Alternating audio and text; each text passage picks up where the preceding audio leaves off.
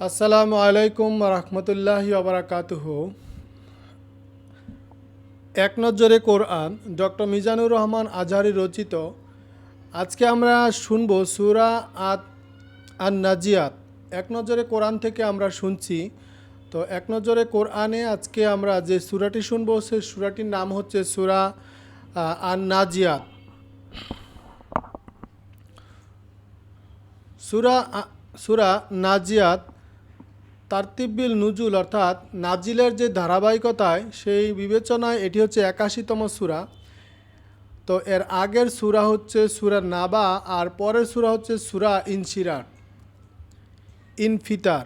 তারতিবিল মুসাক অর্থাৎ বর্তমানে কোরআন মজিদের বিন্যাস অনুযায়ী এটি হচ্ছে ৭৯ নম্বর সূরা।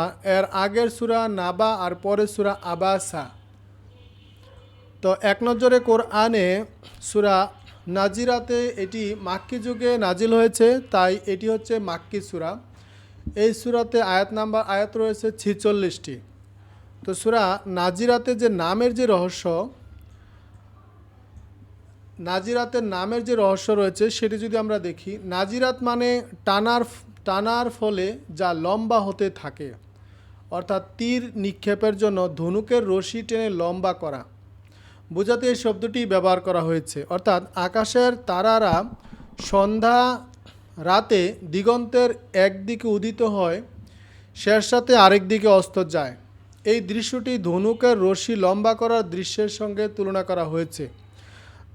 তারকার এই চিত্র বোঝাতে ১ নম্বর আয়াতে নাজিয়াত শব্দটি ব্যবহার করা হয়েছে। সেখান থেকে এই সূরার নাম দেওয়া হয়েছে সূরা নাজিয়াত। এক নজরে কোরআনে সূরা নাজিয়াতের যে মেজর থিম রয়েছে, এখানে ৩টি মেজর থিমের কথা বলা হয়েছে। ১ নম্বর হচ্ছে কিয়ামত দিবসের ভয়াবহ কাঁপুনি। ২ নম্বর হচ্ছে মুসা আলাইহিস সালামের কাহিনী বর্ণনা করা হয়েছে।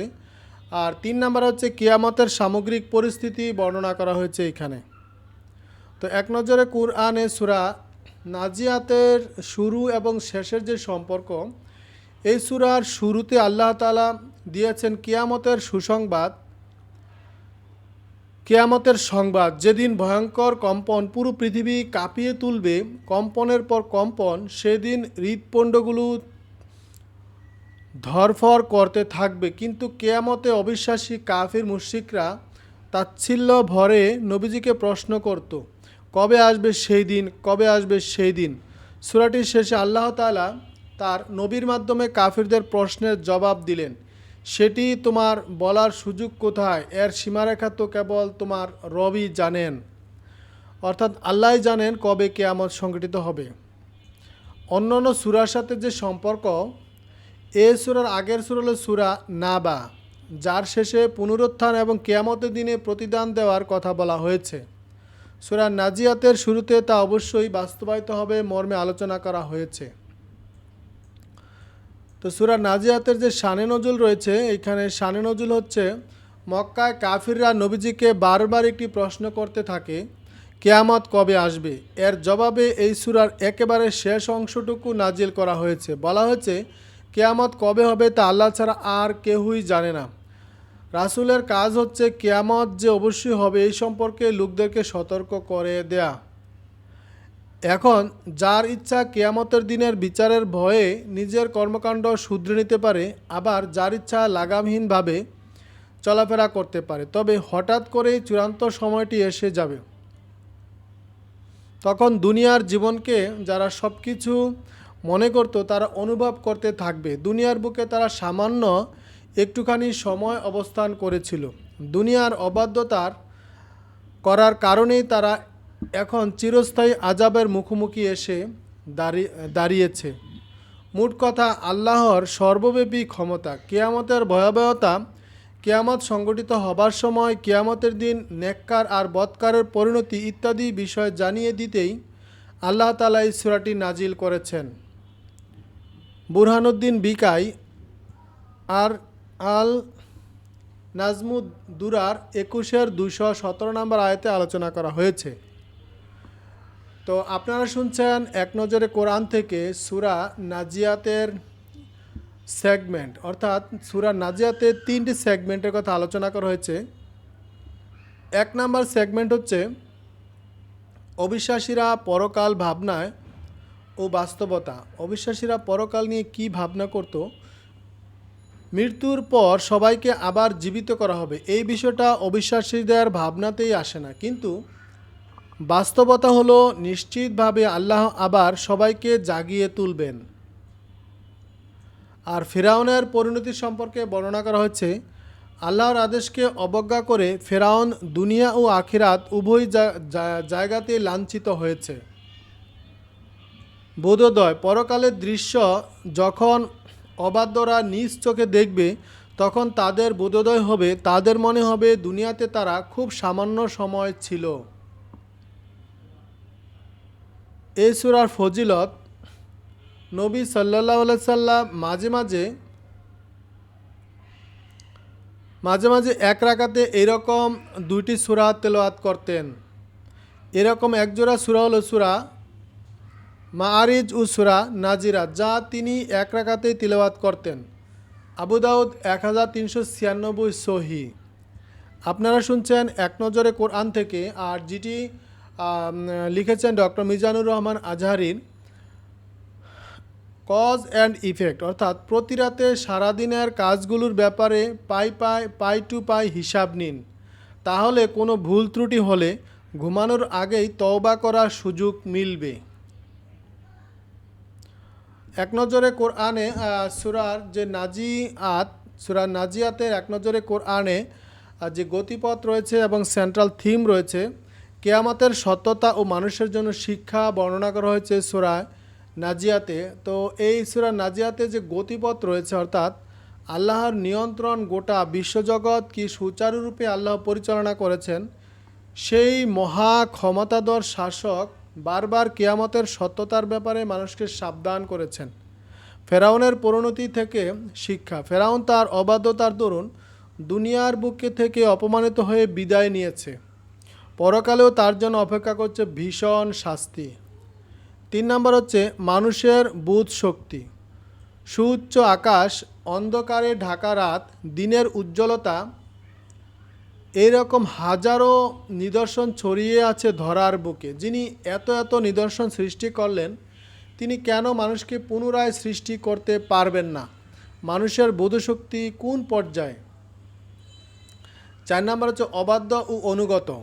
আগেকার সূরাগুলো ধারাবাহিকতায় এখানে তুলে ধরা হয়েছে আল্লাহর অবাধ্য ও অনুগত লোকদের শেষ পরিণতির চিত্র। তো আমরা যে সূরাটি শুনছি, সেই সূরাটির আমরা সেন্ট্রাল থিম, আমরা গতিপথ দেখলাম। সূরা নাজিয়াতের আমরা এখন শুনব। সূরা নাজিয়াতে যে আয়াতগুলো রয়েছে, কোন আয়াতে কি সম্পর্কে আলোচনা করা হয়েছে। সূরা নাজিয়াতের যে ওভারভিউ, আয়াতের যে ওভারভিউ, মহাবিশ্ব কিভাবে মহাশূন্যে চলছে, এর একটা বর্ণনা দেওয়া হয়েছে এই সূরার 1 থেকে 5 নম্বর আয়াতে। কিয়ামতের ভয়ঙ্করের সূচনার উপর আলোকপাত করা হয়েছে 6 থেকে 14 নম্বর আয়াতে। ফেরাউন ও মূসা আলাইহিস সালামের ঘটনা বর্ণিত হয়েছে 15 থেকে 26 নম্বর আয়াতে। আল্লাহ তাআলার ক্ষমতার নিদর্শন হিসাবে সৃষ্টিজগতের 7টি বিষয়ের প্রতি মানুষের দৃষ্টি আকর্ষণ করা হয়েছে, আর এটি আলোচনা করা হচ্ছে এই সূরার 27 থেকে 33 নম্বর আয়াতে। আমরা শুনছি এক নজরে কোরআন থেকে সূরা মাজিয়াত। তো এই সূরার যে ওভারভিউ রয়েছে, আমরা কিয়ামতের দিবসে কিছু ঘটনার বর্ণনা করা হয়েছে সূরার 34 থেকে 41 নম্বর আয়াতে। কিয়ামতের দিবসে সময়ক্ষণ সম্পর্কে মুশরিকরা তাচ্ছিল্য ভরে প্রশ্ন করে কখন শুরু হবে এটি আলোচনা করা হয়েছে 42 নম্বর আয়াতে। কিয়ামতের দিনক্ষণ কেবল আল্লাহই জানেন, আর কারো পক্ষে জানা তা সম্ভব নয়, এটি আলোচনা করা হয়েছে 43 থেকে 46 নম্বর আয়াতে। তো সূরা নাজিয়াতে এক নজরে কোরআনের যে কেস স্টাডি রয়েছে, আল্লাহ তাআলা চাইলে ফেরাউনের কাছে তার বার্তা পৌঁছে দেবেন, আর এই কাজে বেছে নিলেন মূসা আলাইহিস সালামকে। তখনকার সময়টাতে চারদিকে চলছিল জাদুবিদ্যার জয় জয়কার। তাই মূসা আলাইহিস সালামকে এমন 9টি নিদর্শন দিয়ে আল্লাহ পাঠালেন যে বড় বড় সব জাদুকররাও তাজ্জব বনে গেল। ঠিক এমনইভাবে আল্লাহ তাআলা প্রত্যেক নবী রাসূলকে এমন সব নিদর্শন দিয়ে পাঠাতেন যা সেই যুগের দম্ভ আহমিকাকে মাটি ধসিয়ে দিত। এখন প্রশ্ন, তাহলে আমাদের নবী মুহাম্মদ সাল্লাল্লাহু সাল্লামের নিদর্শন কি? আমাদের নবীজির উপর সবচেয়ে বড় নিদর্শন এসেছে, সেটি হলো আল কোরআন। আসলে নবীজির সময়টা ছিল আরবি সাহিত্যের যুগ, তাই আল্লাহ তাআলা কোরআনে নাজিল করে তাদেরকে চ্যালেঞ্জ জানান, যদি সামর্থ্য থাকে কোরআনের মতো সাহিত্য রচনা করো। তখন তারা নিজেদের অপারগতা মেনে নিতে বাধ্য হয়। সত্যিকার অর্থেই কোরআন অলৌকিক এক কিতাব। এর প্রতিটি বাক্য আপনাকে ভাবাবে, আপনার সাথে কথা বলবে, তত্ত্ব নামক নানা তত্ত্ব মন্ত্র থেকে আপনাকে মুক্তি দিবে। তিরমিজি শরীফ 2906। রিফ্লেকশন বা তাদাব্বুর, জবাবদিহিতার ভয় থাকলে সব কাজ সুন্দর হয়, অত্যাচার অবিচার দূর হয়। এই সূরার 18 থেকে 19 নম্বর আয়াতে একটা বিষয় খেয়াল করুন। আল্লাহ তাআলা মুসা আলাইহিস সালামকে ফেরাউনের কাছে পাঠালেন দাওয়াত দিতে। ফেরাউনকে তিনি বললেন, তোমার কি পরিশুদ্ধ হবার আগ্রহ আছে? তাহলে আমি তোমাকে তোমার রবের পথ দেখাবো। এর ফলে তোমার মনে তার ভয় জাগবে। নিজেকে সবচেয়ে বড় রব দাবি করার পেছনে ফেরাউনের কারণ ছিল একটাই, ভয়শূন্য হওয়া। আজকেও যাদের অর্থকড়ি আর ক্ষমতা আছে, তিনি কিন্তু জবাবদিহিতার ভয় নেই, দেখবেন তারাও ফেরাউনের মতো আচরণ করছে, দুর্বলদের উপর অত্যাচার নিপীড়ন করছে। তাই ফেরাউনের পরিণতি থেকে বাঁচতে হলে অন্তরে আল্লাহর ভয় জাগ্রত করতে হবে। কিয়ামতের দিনেই সেই জবাবদিহিতার কথা স্মরণ রাখতে হবে। দেখুন ফখরুদ্দীন রাজি তফসির 31-40 নম্বর আয়াতে। আমরা শুনছি এক নজরে কোরআন থেকে, আর এটি লিখেছেন ডক্টর মিজানুর রহমান আজহারি। তা রিফ্লেকশন বা তাদাব্বুরে আরও রয়েছে, আমরা তো এখনও নিকটতম আকাশেরই হদিস করতে পারিনি। এত বিশাল বিস্তৃত এই আকাশ, অনেক দূর দেখলে মনে হয় আকাশটা বুঝি ওখানটায় গিয়ে থেমেছে, কিন্তু এখানে গেলে দেখা যায় তা আর অনেক দূরে ছড়ানো। আল্লাহ সুবহানা তাআলা এরকম 7টা আসমান বানিয়েছেন, যার কুল কিনারা করা কারো সৃষ্টির পক্ষে সম্ভব নয়। এগুলো রহস্য কেবল তারই জানা। তিনি এত বিশাল তার আকাশ বানালেন, 3.5 হাত মানুষ বানানো কি তার জন্য কঠিন কিছু? মোটেও নয়। মৃত্যুর পর পুনরুজ্জীবন দেওয়া তো তার জন্য মামুলি ব্যাপার। অকল্পনীয় উচ্চতার যিনি খুঁটি ছাড়াই শূন্যে দাঁড় করালেন এক একটা আকাশ, অথচ তার ক্ষমতা সম্পর্কে মানুষ চিন্তা ভাবনাই করে না, উল্টো পরকালের পুনরুত্থানের অস্বীকার করে। তাই এই সূরার 27 থেকে 33 নম্বর আয়াতগুলো নিয়ে আমরা চিন্তা ভাবনা প্রয়োজন। দেখুন ফখরুদ্দীন রাজি তাফসির 31-44, আলী মুত্তাকি কানজুল উম্মাল 5905 নম্বর হাদিস।